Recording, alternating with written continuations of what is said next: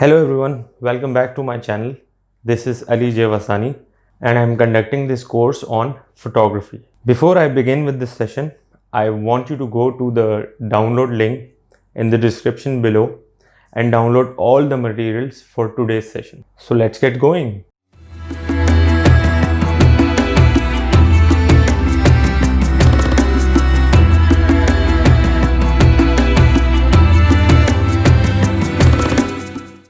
So we'll start off with today's session. This is photography CAS class, or the topic for today is basic principles of photography.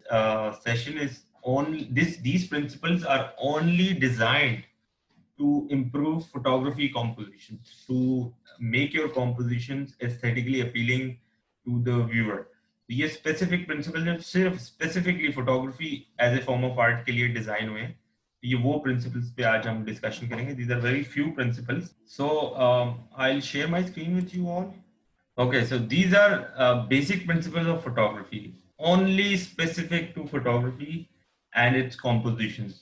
तो ये इनमें से कुछ principal ऐसे हैं जो शायद आपने पहले नाम सुने हो. So let's go into that. So basically, why we teach you principles of photography is basically to improve your compositions and make them look aesthetically appealing to the viewers or eye-catchy, involving किस्म की जो compositions आपकी हों, ठीक है ना?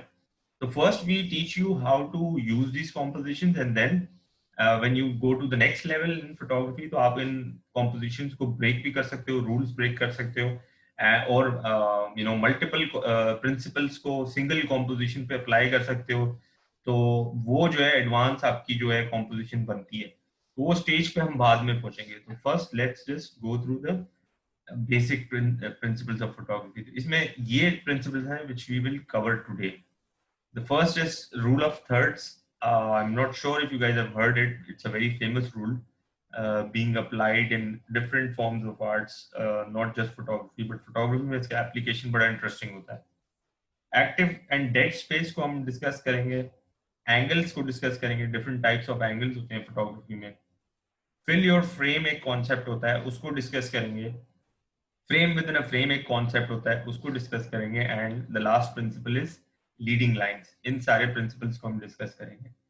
जो नीचे दो हैं, number of objects and additional elements, these are just tips.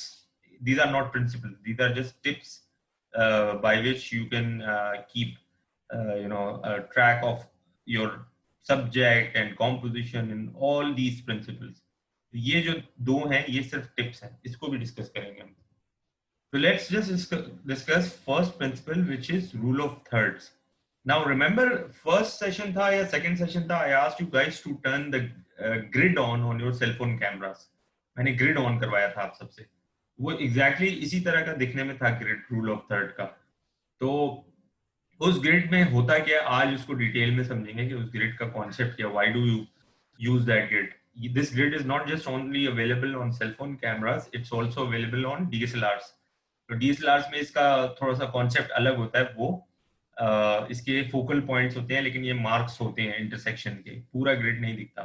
लेकिन DSLR पे when U turn the live view mode on, जब आप वीडियो रिकॉर्ड करते हो या फिर DSLR में LCD ऑन करके व्हेन यू टेक पिक्चर्स, तो उस टाइम पे ये ग्रिड नजर आता है. अदरवाइज व्यू फाइंडर में DSLR के आप देखोगे व्यू फाइंडर में तो ये ग्रिड नजर नहीं आएगा, सिर्फ इंटरसेक्शन पॉइंट्स नजर आते हैं, फोकल पॉइंट्स, फोकल एरियाज होते हैं.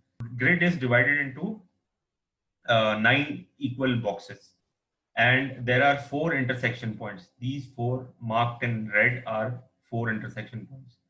और अगर boxes देखें तो हम there are 9 boxes. So basically this grid is about कि जब आप किसी भी चीज को subject को, when you're shooting a subject in your composition in your frame, if you keep that subject on the any of the intersection points, तो visually जो व्यूअर होता है उसकी अटेंशन उस इंटरसेक्शन पॉइंट पे जाती है जब आप अपने सब्जेक्ट को उस इंटरसेक्शन पॉइंट पे रखते हो. इसकी विजुअल एग्जांपल्स भी हम डिस्कस करेंगे तो थोड़ा और क्लियर हो जाएगा. ठीक है, तो इसको आगे देखते हैं हम कि इसके अंदर जैसे मैंने बताया इंटरसेक्शन पॉइंट जो है वो एरिया ऑफ इंटरेस्ट है, पॉइंट ऑफ इंटरेस्ट है. और इसके अलावा जो है बॉक्सेस का जो 9 बॉक्सेस हैं उसको भी आप यूटिलाइज करते हो in terms of composing your your composition. And also the grid lines, these lines, do you see this horizontal line, this one, and this horizontal line, this one? इन दोनों horizontal lines को भी आप use करते हो when you doing landscape photography या जो urban cityscape photography, architectural photography आप करते हो, उसमें भी ये ग्रिड्स, जो वर्टिकल ग्रिड्स है उनका बड़ा, वर्टिकल लाइंस है उनका बड़ा रोल प्ले होता है to register your frame. So if I am taking a picture और ये लाइंस मेरी सेलफोन में मौजूद हो, तो आई कैन एक्चुअली ट्विस्ट और rotate my phone to register the lines. तो मोस्टली फोटोग्राफर्स क्या करते हैं कि होराइजन लाइन जो होती है, the line which divides the sky and the land, और the line which divides the sky and the sea, उसके बीच में जो लाइन एक होती है होराइजन लाइन, को ज्यादातर फोटोग्राफर्स इस जगह पर रखते हैं, ये जो फर्स्ट हॉरिजॉन्टल लाइन है, या फिर इस जगह पर रखते हैं, इसको एग्जैक्टली कोइंसाइड कर देते हैं होराइजन लाइन से. तो these are tips for using rule of thirds, जिससे वो आपकी कॉम्पोजिशन बहुत ज्यादा इंटरेस्टिंग लगनी शुरू हो जाती है. ठीक है, तो इसकी एक एग्जांपल डिस्कस करते हैं. For example this picture, the photographer has intentionally kept the this intersection point on the eye of the bee, right? So this whole area is यहाँ पर एक स्पेस छोड़ दी है उसने, लेकिन पूरी कॉम्पोजिशन अगर बैलेंस की बात करें जो हमने लास्ट सेशन में पढ़ा है, तो ये एसिमेट्रिक बैलेंस है, क्योंकि कॉम्पोजिशन जो है इसकी राइट साइड पे फ्रेम के ज्यादा है, लेफ्ट साइड पे स्पेस ज्यादा है, तो इक्वल नहीं है composition. So this is asymmetric balance, and the photographer has intentionally kept the eye of the bee on the this intersection point of the grid. So this kind of composition becomes aesthetically appealing and inviting into the frame. एक और example देखते हैं. Now this is the usage of intersection point. This is the usage of grid. Grid means the boxes. ये intersection point का usage है, किस तरह use करना है आपको, और ये boxes का usage है.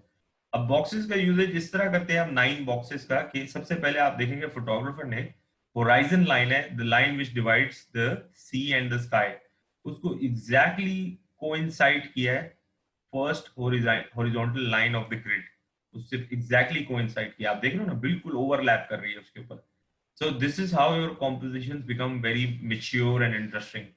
And the second thing which photographer has done here, कि जो सब्जेक्ट है, subject is this couple, right, उनको सेंटर बॉक्स में रखा है. इसमें सेंटर बॉक्स में फोटोग्राफर चाहता तो इनको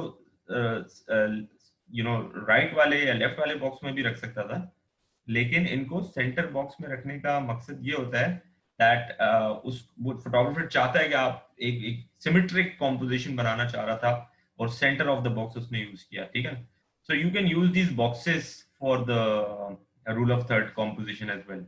इंटरसेक्शन तो यूज करते ही करते हैं, इसका सेकंड एप्लीकेशन होता है use the boxes and use the horizontal lines to register your composition. ये क्लियर हुआ? अब कुछ फोटोग्राफर ऐसे भी करते हैं कि जैसे इस फोटोग्राफर ने फर्स्ट टॉप से जो फर्स्ट हॉरिजॉन्टल लाइन है उसको कोइंसाइड किया है होराइजन लाइन पे. कुछ फोटोग्राफर ये वाली लाइन भी यूज करते हैं, नीचे वाली बॉटम हॉरिजॉन्टल लाइन भी.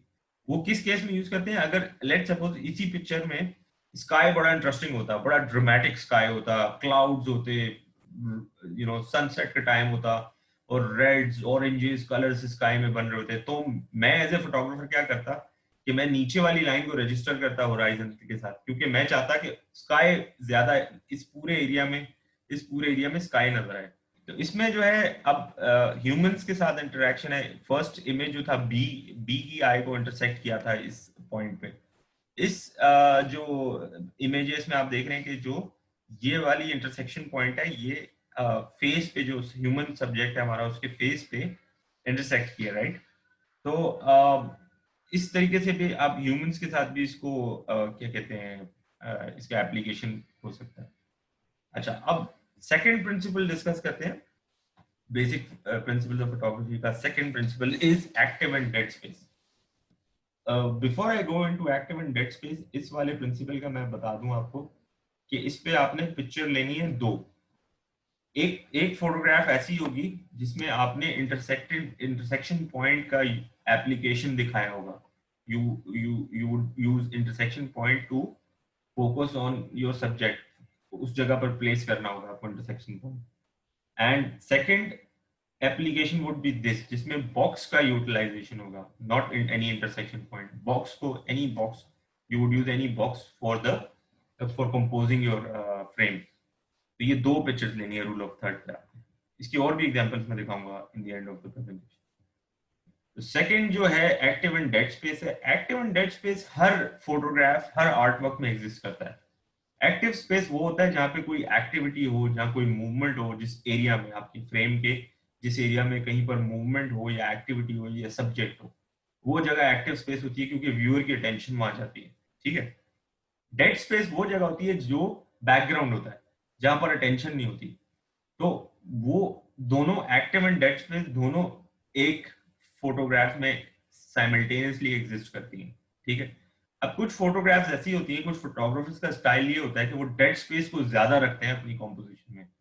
कुछ फोटोग्राफर्स का स्टाइल ये होता है वो एक्टिव स्पेस को अपनी कॉम्पोजिशन में ज्यादा रखते हैं। तो ये आप जो ही फोटोग्राफी में आगे बढ़ते हो, you keep on developing your style, तो एक टाइम आता है आपका एक स्टाइल बन जाता है, एक सिग्नेचर शॉट बन जाता है आपका। Active space or dead space, like a negative space or positive space difference? Very nice, very nice. This is exactly the same thing. The only difference is there's a thin line between these two concepts. छोटा सा difference ये है कि active space is the area जहां पर photography के point of view से इसको एक्टिव एंड डेड स्पेस बोलते हैं। Any form of art, that is painting, that is fine art, anything, उसमें नेगेटिव एंड पॉजिटिव स्पेस बोलते हैं। पॉजिटिव स्पेस उसमें बोलते हैं when the subject is still, it's not going anywhere, subject is still, and वो जो subject है जहाँ पे फ्लावर है, लेट्स सपोज आपने पेंटिंग में एक फ्लावर बनाया है, तो फ्लावर जहाँ बना हुआ है वो एरिया पॉजिटिव होगा, उसका बैकग्राउंड जो होगा वो नेगेटिव स्पेस होगी। Active and dead space photography का प्रिंसिपल है। तो इसमें क्या होता है कि एक्टिव स्पेस में मूवमेंट होती है, सब्जेक्ट होता है आपका। अब सब्जेक्ट ह्यूमन भी हो सकता है, एनिमल भी हो सकता है, कोई स्टिल लाइफ ऑब्जेक्ट भी आपका सब्जेक्ट हो सकता है, कोई प्रोडक्ट फोटोग्राफी कर रहे हो, प्रोडक्ट सब्जेक्ट हो सकता है, और उसके अलावा जो अराउंड उसके एरिया है वो डेड स्पेस हो जाता है। तो इसमें हम देखते हैं कि ये एग्जाम्पल, अब इस एग्जाम्पल में एक्टिव स्पेस कौन सी है? I would like to know from you. ये जो आदमी है, यस, एंड ये जो आदमी है, and plus he the has Surf, trail. हाँ सर्फ बोर्ड, वो हाँ. जो ट्रेल छोड़ता हुआ आ रहा है स्प्लैश की, वाटर की, this all area is active space, this whole thing, and the entire sky behind him, these mountains, this landscape, all this is dead space. ठीक है।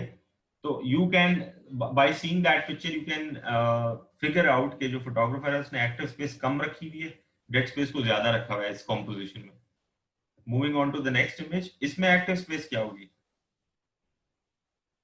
Horse or rider, बाकी Yes, सारी dead space. yes, and the horse and the rider, and plus one more thing, ये horse इस direction में move कर रहा है, from the left to the right of the पीछे से फ्रेम। जा रही है. हाँ, तो left to the right of the frame जब ये मूव कर रहा है, तो ये जो हॉर्स एम कर रहा है अपना, जिस डायरेक्शन में वो जा रहा है, this direction, this thin line also becomes the active space, because यहाँ पर है हॉर्स, कुछ देर बाद यहाँ होगा, तो this eventually this also becomes an active space. जो इसके पीछे का एरिया है, sky, people, fence, the trees, even this foreground here, the grass and all, this is also dead space, everything is dead space यहाँ पे। तो इस composition में और इस कॉम्पोजिशन में फर्क क्या है? Remember one more tip in photography, whenever your subject is moving or pointing towards a direction, so always keep space in that particular area. For example ये हॉर्स इस डायरेक्शन में मूव हो रहा है ना, तो अच्छी कॉम्पोजिशन ये होती है कि मैं यहाँ पर स्पेस ज्यादा रखूं फ्रेम के, क्योंकि हॉर्स इस डायरेक्शन में मूव कर रहा है, कि फोटोग्राफर ने सब्जेक्ट जो है मूव कर रहा है फ्रॉम लेफ्ट टू राइट, लेकिन इसके पीछे ज्यादा स्पेस रखी है। तो this is not a very good way of composing your image, कि आप सब्जेक्ट के पीछे इतनी ज्यादा स्पेस रखे हो। लेकिन अगेन उसकी इंटेंशन क्या थी फोटोग्राफर की, कि वो एक स्प्लैश जो वहां से लेके यहाँ तक छोड़ता हुआ आ रहा है, that becomes the point of interest too. वो इस वजह से हो सकता है उस फोटोग्राफर ने सब्जेक्ट के बैक साइड पे स्पेस ज्यादा रखी हो। For example you're watching me in the frame, right? तो मैं अगर इधर हूं और मैं इस तरफ देख रहा हूँ, this is a nice composition. Why? Because I am looking at this side, और इस जगह पर स्पेस ज्यादा है, छोड़ दिया, ठीक है, but if I am looking at this side कि आपने इमेज लिया, ये जो पीछे फोटो इतना स्पेस छोड़ दिया है, that looks weird. Why? Because I am not even looking that side. ठीक है, और मेरे बैक पे इतना स्पेस छोड़ दिया आपने. तो इसीलिए कह रहा हूँ कि सब्जेक्ट जिस डायरेक्शन में पॉइंट कर रहा हो या मूव कर रहा हो, उस जगह पर स्पेस ज्यादा छोड़ो, तो that looks a very well balance composition. और एक्टिव एंड डेड स्पेस का कॉन्सेप्ट है. थर्ड प्रिंसिपल पे आ जाते हैं. Third principle is basically angles. Now there are a lot of angles in photography, लेकिन हम जो है कुछ एंगल्स डिस्कस करेंगे और कुछ एंगल्स पे काम करेंगे जो आप उसको फोटोग्राफ करेंगे. अच्छा, before I move into angles, I wanted to tell you कि आपने एक एक्टिव एंड डेड स्पेस पे इस तरह पिक्चर लेनी है कि एक पिक्चर ऐसी हो जिसमें एक्टिव स्पेस ज्यादा हो, एक पिक्चर ऐसी हो जिसमें डेड स्पेस ज्यादा हो. ठीक है, दो दो पिक्चर लेनी है एक्टिव एंड डेड स्पेस.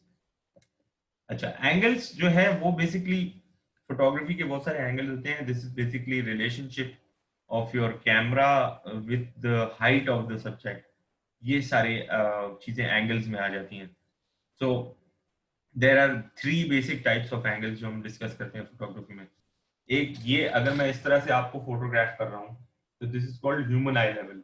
ठीक है, when I am keeping the camera on my eye level and my subject is also of my height, human की फोटोग्राफी करना है. अच्छा, ये पूरा जो टास्क है, जो प्रिंसिपल्स ऑफ आर्ट का आप करो, प्रिंसिपल्स ऑफ फोटोग्राफी का आप लोगों ने ये टास्क करना है, ये पूरा टास्क जो है बेसिकली ह्यूमंस पे करना है. आपने ह्यूमन सब्जेक्ट पे करें तो that would look very interesting to you. ये इजीली हो जाएगा. So if I am capturing a picture of some person और मैं कैमरा अपनी आई की हाइट पे रख रहा हूं, तो that is human I level. But if I am capturing the same person और कैमरा में उसके हाइट से ऊपर ले जाता हूं, समझो, कैमरा में उसकी हाइट से ऊपर ले जाता हूं, तो this kind of angle becomes inferior angle. This is in respect to the subject. So as I said, there are a couple of angles in photography. Superior angle is the angle in which the photographer is at a lower height और subject जो है उसकी height ज्यादा है, such as this photograph which you see in front of you. अब इसमें photographer आपका, let's suppose आपका subject human है, तो human की height ज्यादा है, photographer bend करके नीचे चला जाए, तो that becomes subject superior. तो ये सुपीरियर एंगल होता है. और अगर ह्यूमन आई लेवल से फोटोग्राफर ले रहा है तो वो ह्यूमन आई लेवल है. ये कौन सा एंगल लग रहा है आपको? Superior. या because the subject height is higher than the photographer height. अब ये वाला एंगल क्या होगा? This is inferior angle. Why? Because photographer ऊपर है और सब्जेक्ट की हाइट नीचे है. So when you take selfies like this, इस तरह करके ऊपर से लेते हो, तो you are taking an inferior shot. अगर आप नीचे तो करके कोई लेता नहीं है, अजीब सा लगता है सब. But if you keeping camera down और height subject के ऊपर है, तो वो superior angle हो जाता है. Okay. So you have to take one picture of superior angle, which is maybe this or this. ठीक है, and one picture of inferior angle, which is this. ठीक है.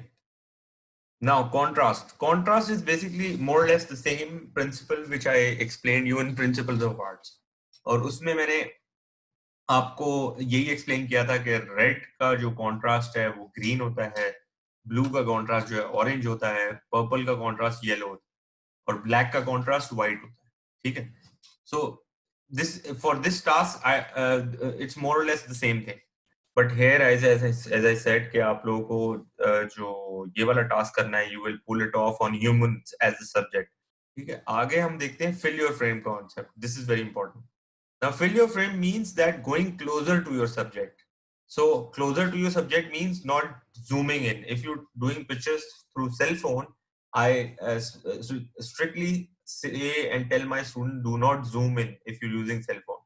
The reason is कि उसके जब when you zoom in उसके pixels per inch कम हो जाते हैं and the picture looks pixelated and blurred.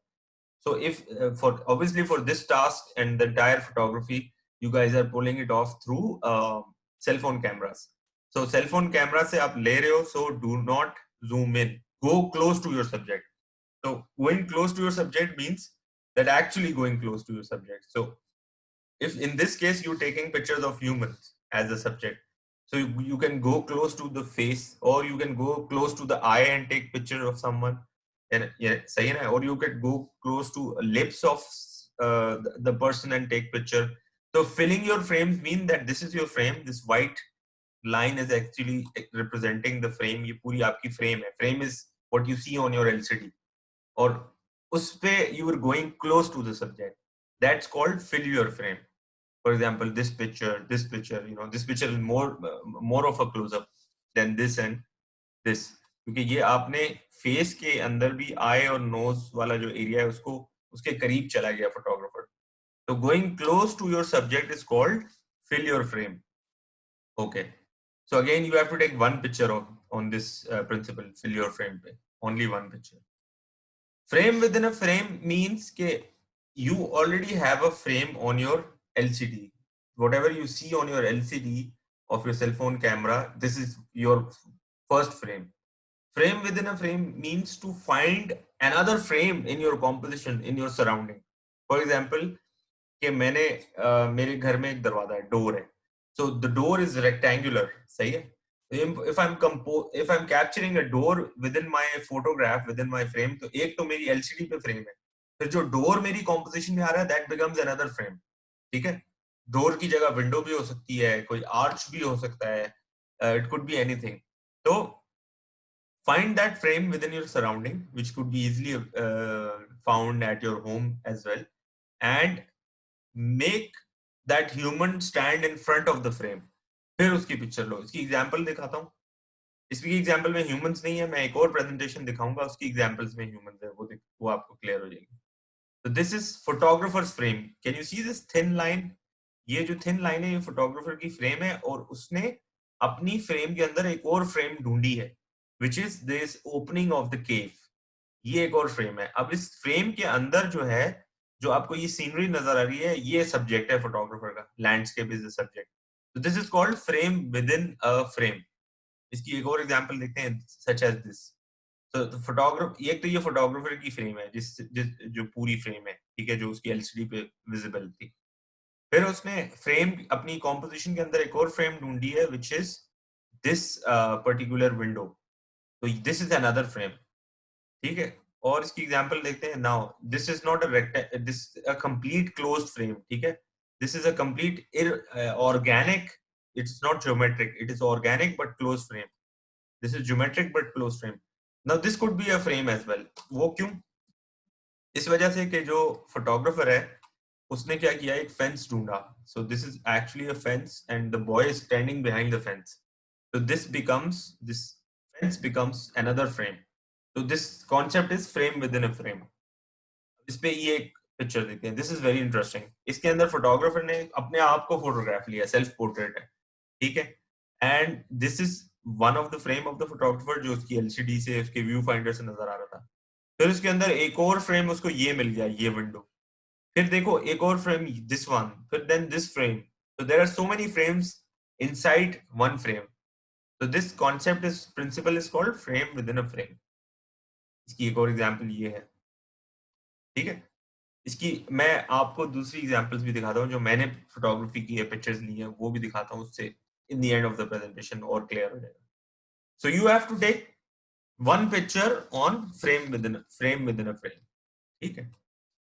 Okay, the next principle is leading lines. Leading lines means के you have to find lines in your surrounding. You already have done a task on lines, ठीक है. Principles of elements of art में आप lines के ऊपर task कर चुके हो.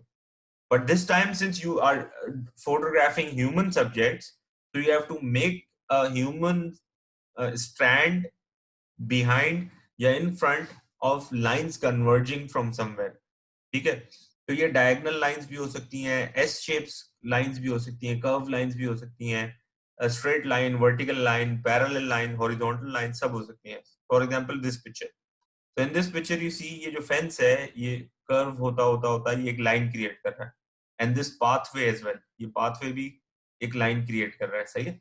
So this kind of composition जिसमें lines हो, and the lines are going inside the frame and they're leading the viewer inside the frame, and then you get curious about the fact कि ये lines आपको यहाँ लेके जा रही हैं, तो what's going on there. तो इस तरह की जो कॉम्पोजिशन है वो लीडिंग लाइंस में आ जाती हैं, such as this this is not an actual line. ये स्टोन्स जिस तरह हैं यहाँ पे, उनकी अरेंजमेंट की वजह से एक लाइन क्रिएट हो रही है, ठीक है। such as this, these becomes organic. These are organic but vertical. These are geometric diagonal lines. सही है। तो इस तरह की लाइंस जहां भी होती हैं और ह्यूमन सब्जेक्ट वहां आपने ह्यूमन सब्जेक्ट को प्लेस करवा दिया वहां पर, the entire attention comes to the human subject because of the leading lines. Such as this line, the line crooked line of the river, S Z S shape में curve होती हुई जा रही है, such as these marks on the road, these are also leading lines, and the walkways, ठीक है। अब additional elements पे टिप्स ये थी कि use one rather than two. See, I always tell my visual art students about the left brain and the right brain. तो right brain जो है वो creative side of the brain होता है। उसमें this is a proven study that right brain को odd number पसंद है, even number पसंद नहीं होता। So art, photography, these all comes to the right side of the brain. जो viewer होता है उसका भी right side of the brain highly active हो जाता है when you viewing any form of art. So odd number feels more satisfying than even number in photography as well. So for example, ये मुझे picture लेनी है, तो मैं photographer ने एक दो दरख्त भी ले सकता था फोटोग्राफ में, लेकिन उसने एक दरख्त को प्रेफर किया पिक्चर को फ्रेम में कैप्चर करना, सही है। बट अनदर टिप इज के do not crop the subject out of the frame. जैसे ये ट्री इस फ्रेम में क्रॉप हो गया है तो इट लुक्स बैड, सही है ना, बट ये ट्री इस फ्रेम में पूरा आ गया है तो इट लुक्स नाइस। तो दिस इज अनदर टिप कि ऑड नंबर यूज करो, सब्जेक्ट को क्रॉप ना करो, डिपेंड्स, बाजू का तो आप क्रॉप भी करते हो, एब्स्ट्रैक्ट फोटोग्राफी करते हो तो, और दैट्स इट। तो ये थी tips. Now I will show you the presentation. This here I have done the photography, जो मेरी अपनी फोटोग्राफी है उसकी एक प्रेजेंटेशन मैंने बना दी है स्टूडेंट्स के लिए। तो रूल ऑफ थर्ड पे बेस्ड आपको एक ग्रिड का मैं वो दिखाता हूँ, क्या बोलते हैं, example. So this is the example of grid I've done, boxes wala. So I've kept my subject in the center box. Why?